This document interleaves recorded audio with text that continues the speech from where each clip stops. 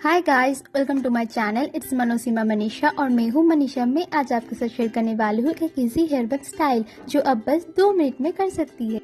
पहले आप अपनी सारे बालों को अच्छी तरीके से कम कर लीजिए। उसके बाद सामने की थोड़े हेयर्स को पफ बनाने के लिए एक साथ करें। अब सामने की छोटे छोटे हेयर को थोड़ा थोड़ा पुल कर लीजिए ताकि एक अच्छा सा मेसी लुक आए।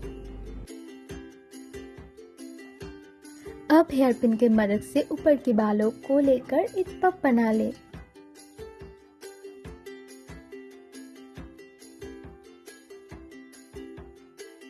उसके बाद हेड के थोड़ा ऊपर एक पोनीटेल बना ले और उसको ऐसे ट्विस्ट करते रहिए।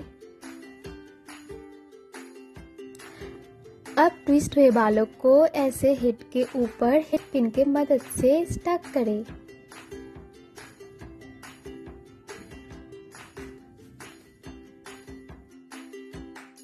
अब हेयर को ऐसे स्ट्रेच करते रहिए और यू पिन के मदद से उसको सिक्योर कर लीजिए हर जगह से।